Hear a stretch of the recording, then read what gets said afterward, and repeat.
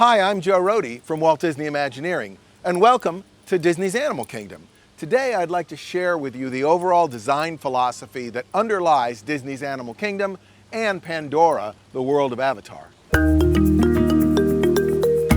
One of the core ideas of Disney's Animal Kingdom is this notion of the intrinsic value of nature, the idea that nature is a value that can't be substituted, it can't be altered. The value of nature is supreme. We see that all over the park in the dominance of landscape over architecture and the dominance of natural forces over the built human world. A second idea that lies underneath Animal Kingdom is this notion of transformation through adventure.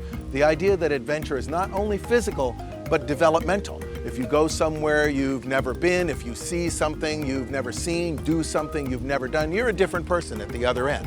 And that these adventures are yours to have. But when you go to Pandora, it will very obviously be a place filled with adventure, a place where we aren't sure what's going to happen, and all of those things happen to you.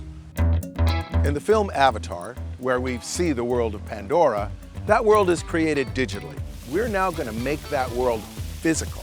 The realism of it, the incredible fidelity to detail of that world, I think is going to really take people by surprise. It feels really as if you are standing there on another planet.